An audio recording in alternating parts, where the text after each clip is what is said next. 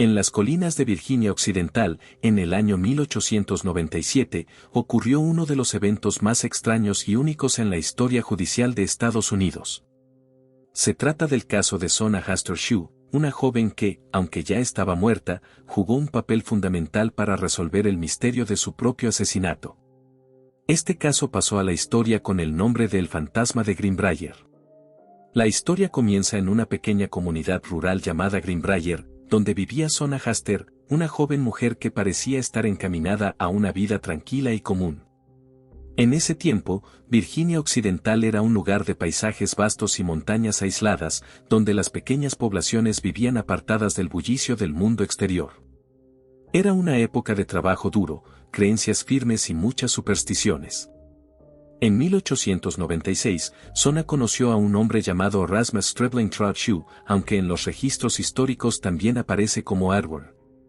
Él había llegado a Greenbrier hacía poco tiempo, buscando trabajo como herrero.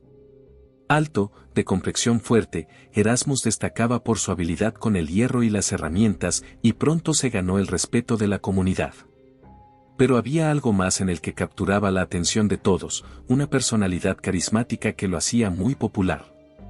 No pasó mucho tiempo antes de que Erasmus y Zona comenzaran a salir.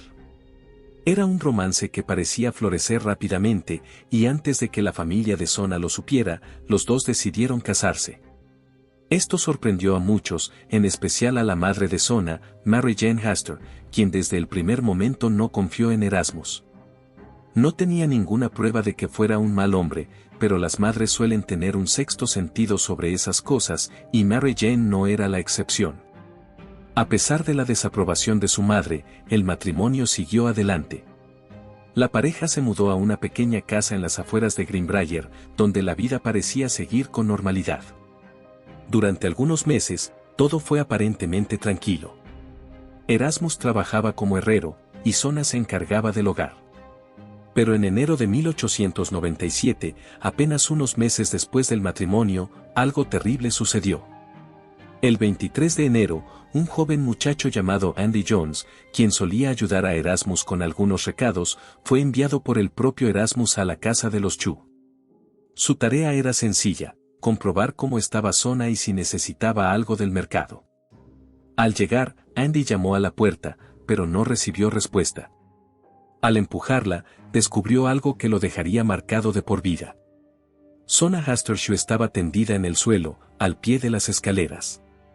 Su cuerpo inerte yacía de forma extraña, como si hubiera caído abruptamente. El joven Andy, aterrorizado, salió corriendo a avisar a su madre, y ella, a su vez, contactó al médico local, el Dr. George Knapp. El Dr. Knapp llegó poco después y encontró a Zona ya sin vida.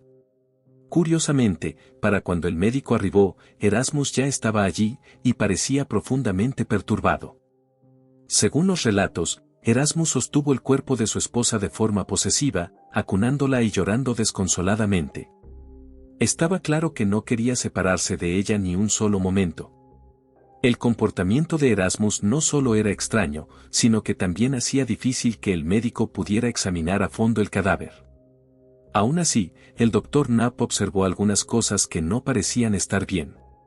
Erasmus había vestido a Zona con un traje de cuello alto, una prenda que no era habitual para una mujer en el momento de su muerte. Y aunque esto llamó la atención del Dr. Knapp, no pudo realizar una inspección completa, ya que Erasmus estaba tan alterado que insistió en que el doctor terminara rápidamente su trabajo. Aunque inicialmente se creyó que Zona había muerto de una falla cardíaca, el diagnóstico oficial fue parto complicado, algo que no parecía tener sentido, ya que no había evidencia de que Zona estuviera embarazada. Después del fallecimiento, la madre de Zona no podía deshacerse de la sensación de que algo andaba mal. Su intuición le decía que la muerte de su hija no había sido un accidente, ni mucho menos algo natural. Y así, en su desesperación, comenzó a rezar fervientemente todas las noches, pidiendo a Dios que le revelara la verdad sobre lo que le había sucedido a Zona. Y fue entonces cuando ocurrió lo inexplicable. Durante 4 noches consecutivas, Mary Jane afirmó que el espíritu de su hija se le apareció. Según Mary Jane, el fantasma de Zona le contó lo que realmente le había pasado. Erasmus, su esposo, no era el hombre encantador que había aparentado ser. Tras una discusión violenta, en la que él se había enfurecido por cómo Sona había preparado la cena, la había golpeado brutalmente. El ataque había terminado con Erasmus rompiendo el cuello de Sona con sus propias manos. El fantasma de Sona no solo describió cómo había sido asesinada, sino que también mostró a su madre cómo su cuello había sido quebrado, girando la cabeza en un ángulo imposible. Mary Jane estaba convencida de que su hija le había revelado la verdad. Impulsada por estas apariciones, Mary Jane fue a las autoridades locales, incluyendo al fiscal del condado, John Preston. Aunque al principio Preston era escéptico sobre las afirmaciones de Mary Jane, su insistencia y los detalles que compartía sobre el presunto asesinato lo llevaron a reconsiderar el caso. Finalmente, decidió reabrir la investigación sobre la muerte de Sona. Se realizó una exhumación del cuerpo de Sona para una autopsia completa, y los hallazgos fueron sorprendentes. Tal como el fantasma había revelado a su madre, el cuello de Sona estaba roto. El informe forense indicó que había daños severos en la tráquea, así como marcas en la piel que sugerían que había sido estrangulada. Con esta nueva evidencia, quedó claro que Sona no había muerto por causas naturales. Con el cuello de Sona fracturado y las circunstancias de su muerte ahora aclaradas, las sospechas recayeron inmediatamente sobre Erasmus Shue. Fue arrestado y acusado de asesinato. Durante el juicio, la defensa intentó desacreditar a Mary Jane y sus visiones, argumentando que eran puramente supersticiosas y no tenían base en la realidad. Sin embargo, el testimonio de Mary Jane sobre las apariciones del fantasma de su hija resultó ser tan convincente que, combinado con las pruebas físicas, fue imposible de ignorar para el jurado. El juicio atrajo una gran cantidad de atención, no solo por las circunstancias del asesinato, sino también porque era el primer caso en la historia judicial de Estados Unidos, donde el testimonio de un fantasma, a través de un testigo vivo, jugaba un papel crucial en el resultado del juicio. Aunque la aparición de Sona no fue admitida formalmente como evidencia, fue evidente que la historia influenció tanto al jurado como a la comunidad. Erasmus fue finalmente declarado culpable del asesinato de Sona. A pesar de las súplicas de sus abogados y la naturaleza única del caso, la evidencia era demasiado contundente para ser ignorada. Erasmus fue condenado a cadena perpetua y enviado a la penitenciaría estatal de Virginia Occidental, donde murió 3 años después bajo circunstancias inciertas. El caso del fantasma de Greenbrier se ha mantenido en la memoria colectiva de Virginia Occidental y en la historia del derecho, como un ejemplo único de cómo lo paranormal puede cruzar la línea hacia lo real.